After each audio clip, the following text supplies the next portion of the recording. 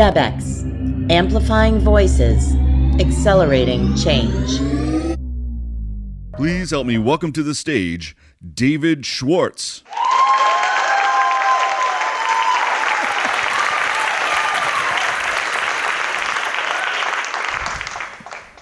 Do you know how people feel just before they have a heart attack? Well, most report they feel just fine. On November 9th, 2011, I had what my doctors call a severe cardiac event, aka a heart attack. Only I had no clue what was going on. I guess it just wasn't my day to die. You see, prior to this, you'd have to hit me over the head with a 2x4 to get me to even listen to anything about heart disease or heart attacks, because we had no history of any of this in my family. So I knew absolutely nothing about heart attacks or heart disease. Now, if that's you, listen up, because regardless of your family history, our ancestors didn't consume the crappy diets and suffer the crazy stress levels we've had to deal with in this country over the past 50 years. One evening, I had something that started out as a tiny little tickle in the center of my chest. It came and went a few times, and then it came back, and it got steadily worse and worse. It eventually turned into something that felt like a heat lamp shining out from the center of my chest, about the size of a grapefruit. I tried several different things to reduce the pain. I even threw down some ibuprofen tablets, and thankfully that did the trick. The pain went away in about half an hour. So I went to bed and fell asleep, feeling fine again. The next day I decided to swing by the doctor's office, have him take a look at me. When I got there, I told the receptionist I'd had a strange pain in my chest the night before, and I thought someone might want to take a look. So after hooking me up to an EKG machine, they decided to send me to the ER. They took my vitals, my blood pressure, my heart rate, my temperature were all perfectly normal. They drew some blood to test, and they left me alone for a while. At one point, that funny little feeling came back, and I called for the doctor, and she came in. She took my blood pressure. She handed me a few baby aspirin, and then she started rushing around. Suddenly, there were 5 people in there, and they were poking and prodding and sticking in IVs, and I'm like, what the heck's going on? And the doctor said, well, I'm a little concerned, but don't worry. I'm like, what was my blood pressure? And the nurse said, 225 over 110, and I thought, ooh, that's kind of high. Well, they decided to get me into the operating room as soon as possible, so they put me on a chopper and flew me 7 miles across town to another facility. When I arrived, guess what? My vital signs were all perfectly normal. So they put off my visit into the operating room until 11 o'clock the next morning. So they took me in, they did their thing, and after that, they took me back to my room. 3 cardiac docs came and sat down in front of me. They informed me that my LAD artery, also called the widowmaker, was 95% blocked. They inserted a stent to open it back up. Thank you. And the other 2 coronary arteries were 20% blocked. They told me some other stuff, but what stuck in my brain was they kept saying, you're a really lucky guy. Like, okay. But then they said that the only reason I was still alive was because when the clot hit my LAD artery, it was able to move on through without causing my heart to go into fibrillation. But that's not what I wanted to come here and talk to you about tonight. See, I got curious how this happened and why nobody seemed to have a clue that anything might be wrong. I mean, it's not like your arteries get clogged like that overnight. It takes years. So I did some research to find out why, what really causes this to happen. And I discovered some interesting and unexpected answers. And that's what I want to share with you now. In his book, The Great Cholesterol Myth, Dr. Stephen Sinatra cites these 4 factors as the primary culprits leading to heart disease and ultimately heart attacks: inflammation, oxidative stress, dietary sugars, and physiological stress. But actually, when you boil it all down, it really is only one thing: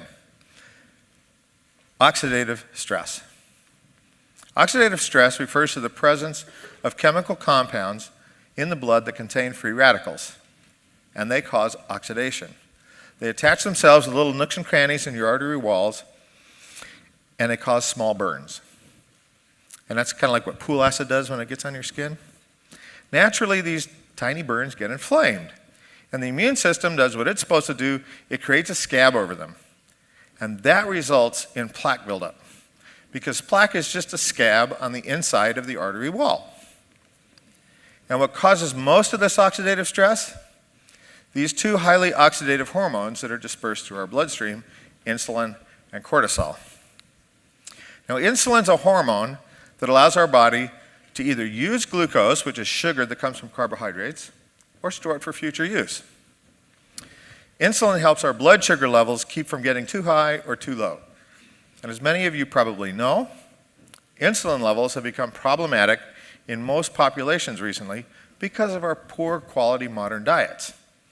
This has resulted in an alarming increase in diabetes across all age groups and demographics. Insulin and blood sugar levels can in fact be improved through disciplined dietary changes, mainly by eliminating sugars and simple carbs. And that means cutting out most junk foods and pretty much anything that comes in a bag, bottle, box, can, or tub. As I said, it's a disciplined diet. Now, cortisol is a hormone that's produced when we get stressed, which is why it's called the stress hormone.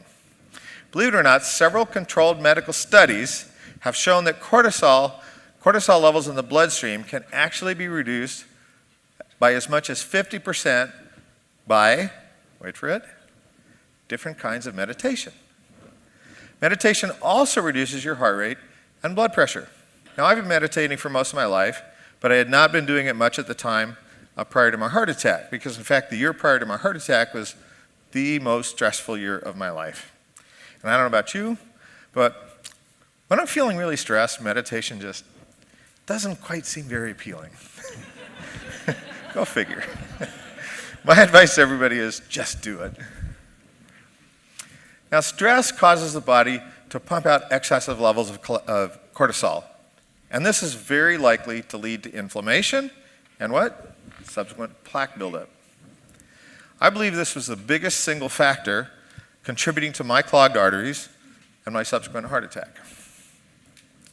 Now, 3 tests that Dr. Sinatra recommends getting done annually to see how our heart health is doing are the following: cardiac calcium CT scan, a high sensitivity C-reactive protein blood test, and blood cholesterol tests that include LPA and apoB. Oddly enough, most doctors do not include these tests as part of routine health care, regardless of your risk for heart disease, or even if you've had a heart attack. And that really surprised me. Fortunately, all you need to do is ask that these tests be done, and they'll write you a script for it. In summary, oxidative stress produced by hormones like cortisol and insulin causes arterial inflammation. And that causes scabs, called plaque, to build up that eventually clog our arteries. When our coronary arteries get too clogged, we become a heart attack waiting to happen. And when it does, about 1/3 of the people fall over dead, 1/3 suffer from medium to long-term medical disabilities, and 1/3, like me, are patched up with stents and sent home. It's worth mentioning that in most people, blood cholesterol levels have little, if any, impact on any of this. Dr. Sinatra explains this very well in his book, and many other studies back this up as well, although most doctors in America will tell you otherwise. Now, improving your diet by cutting out sugars and simple carbs can reduce insulin levels, while regular meditation practices can reduce cortisol levels. And these are 2 simple lifestyle choices that can help reduce your likelihood of having a heart attack by quite a bit. So ask your doctor if a reduced sugar diet and regular meditation are right for you. The best part is you don't need your doctor's permission because no prescription is needed. Thank you very much.